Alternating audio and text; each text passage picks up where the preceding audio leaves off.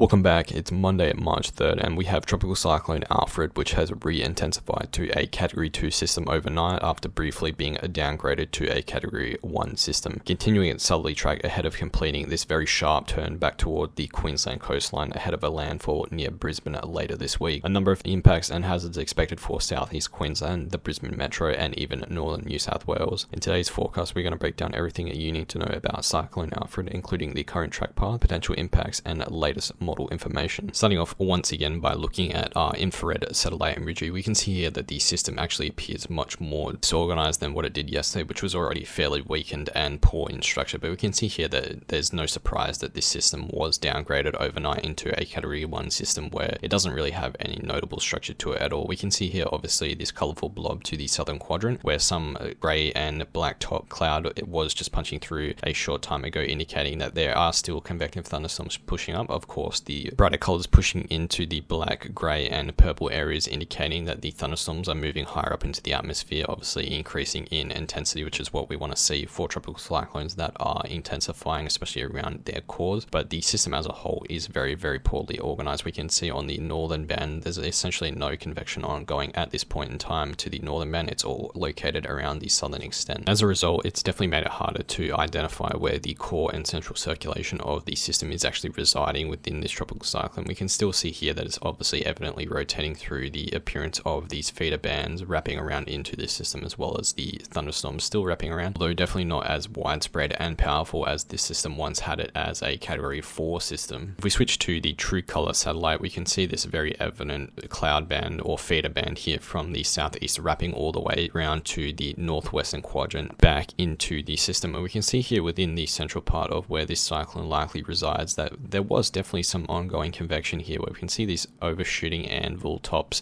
through the central portion of this circulation here, just popping up like we saw on the infrared satellite imagery before, where those bright colors were certainly still some ongoing thunderstorm activity occurring, trying to re-intensify this system, hence why it was re-upgraded back to a Category 2 system, although the system is definitely battling that increased wind shear through the southern portion of the Queensland coastline, as well as the decreasing sea surface temperatures that we spoke about before. Nonetheless, even in a weakening state at the current period, Alfred is still producing very powerful winds, gusts of 130 kilometers an hour with sustained winds of 95 kilometers an hour. Jumping into the Bureau of Meteorology's official forecast track map for Tropical Cyclone Alfred, just on the side before we start as well, the Bureau of Meteorology has issued a number of warnings, including a hazardous surf warning for very abnormally large waves and swell, as well as a marine wind warning for the increased potential for gales to develop shortly ahead of the approaching system, which at this point in time is still quite far offshore, but certainly these impacts are starting to ramp up as the system nears closer. Now, looking at the track map, we can see that the system was now re-upgraded to a Category 2 system this morning, where we can see this very large wind field on the outer ring of the tropical cyclone, indicating the extent or the spatial extent of the damaging wind fields exceeding 90 kilometers an hour, reaching up to that 120 kilometer an hour threshold. Very wide in spatial extent around the tropical cyclone, certainly spanning the distance of a couple hundred kilometers in each direction, but most intense obviously on the southern portion of the cyclone, like we saw on the satellite imagery. And of course, directing our attention to the red innermost indicated region within this track map, which indicates the extent of the destructive wind fields within the tropical cyclone. Still actually quite far in spatial extent, spanning around the tropical cyclone, but only really around half the extent of the actual circulation at this point in time. But as discussed before, certainly still producing those wind gusts up to 130 kilometers an hour within the red innermost region of the tropical cyclone, where the convective band is most intense around the central circulation, reaching up to that 95 kilometer per hour threshold, or possibly exceeding it by a slight amount. Now, if we continue to follow this track path down in the southeasterly direction indicated here, we can see that the Bureau of Meteorology has outlined that this system is likely to develop or downgrade into a Category 1 system by the afternoon hours today, where it battles increased wind shear, likely leading it to once again weaken as it did yesterday. Now, beyond that, we can see within the next couple of days that it is likely to intensify back into a Category 2 system, where it completes this very sharp turn, at which point a ridge within the mid-levels of the country will continue to develop a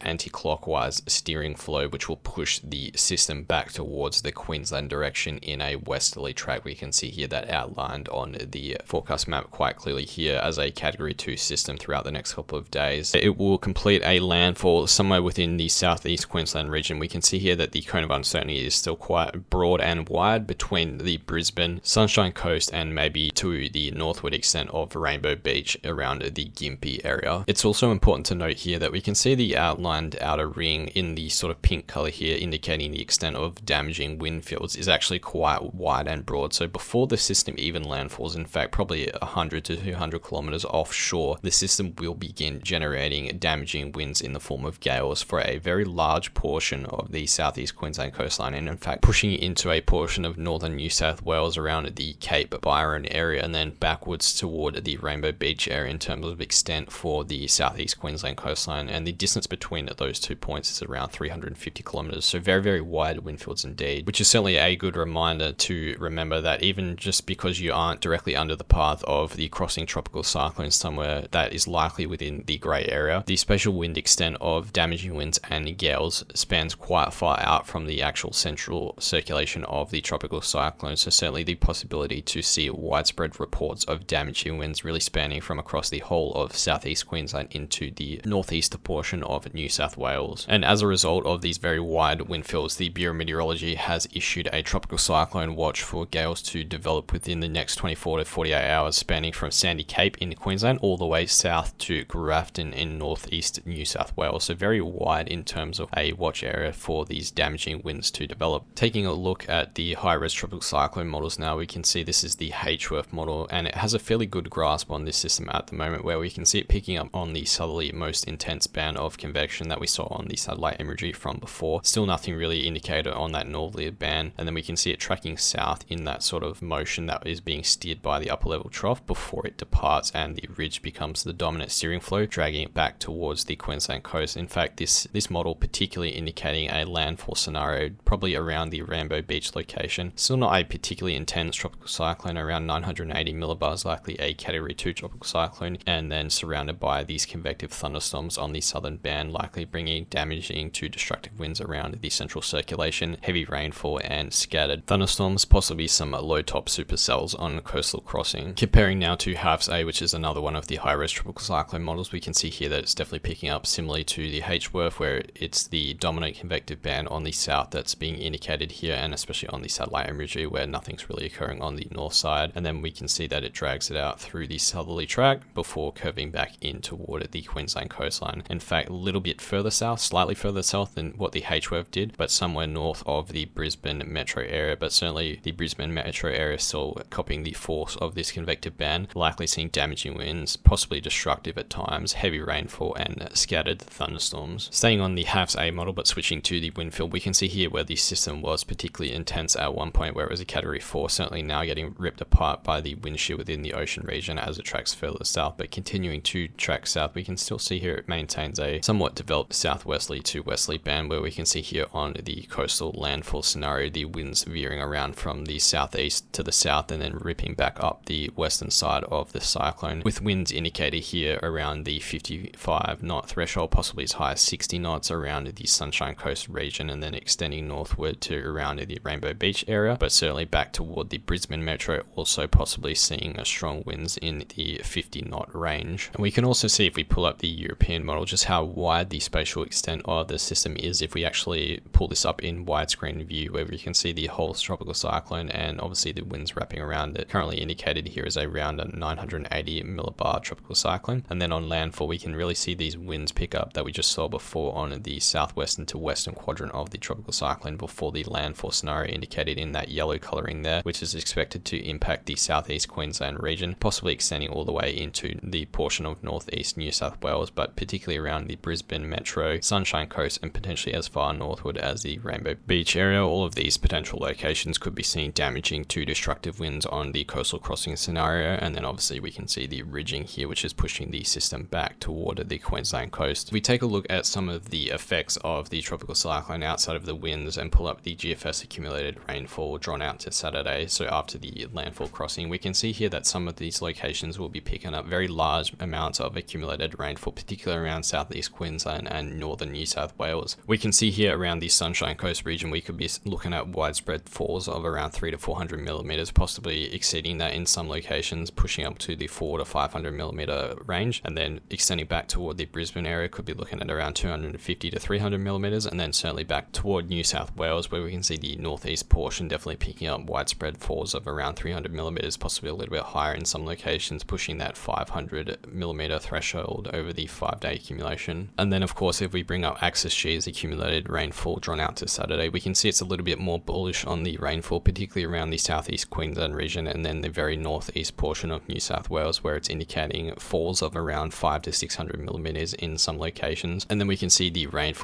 extending all the way back toward the Darling Downs, where we could be seeing falls of 200 millimeters across the Darling Downs, but certainly a very widespread coverage of heavy rainfall, which could generate concerns for flash flooding as a result of this very widespread coverage upon the coastal crossing. Now finally, turning our attention to coastal hazards, we have a concern for this tropical cyclone to develop some very big waves as a result of these very powerful winds across the ocean. We can see here in the purple colors indicating wave heights in excess of 10 meters or 30 foot, and then approaching the coastline we can really see these waves ramp up around the Southeast Queensland and northern New South Wales coastal regions. A significant amount of coastal inundation is possible, and soil erosion has actually already occurred as a result of increased wave heights, which are only expected to get bigger as the system approaches. Certainly not something to be a mess around with, so please do not go out in these type of waters, as we can be expecting some very dangerous wave heights. And in fact, a wave was recorded 14 meters in height yesterday as a result of these very powerful winds really ramping the sea up and causing very big waves and swell. Certainly not something to be messed around with. And of course, the threat for a storm surge is obviously there too for the low-lying coastal areas, as we get these southwesterly to southerly based winds really ripping up the coast and pushing that upwelling of water on shore. That's pretty much going to do it for today's forecast. We have a really dynamic system which is essentially evolving day by day, and we continue to know more each day as the forecasts and models become clearer and provide better evidence. We'll continue to monitor this system and provide the latest updates and information regarding any impacts or changes to the forecast as it comes in. It's also likely that we will go live for this tropical cyclone on the landfall crossing, providing live coverage and radar updates for those who need it. The support on the previous video was very much appreciated. Please remember to continue subscribing and turning on notifications, liking and commenting on the video so we can be boosted in the algorithm and help us get this information out to the people that really need it, especially in portions of Southeast Queensland and northern New South Wales ahead of this system crossing the coast. Once again, thanks for watching the forecast update, and we will catch you in the next forecast and information video tomorrow.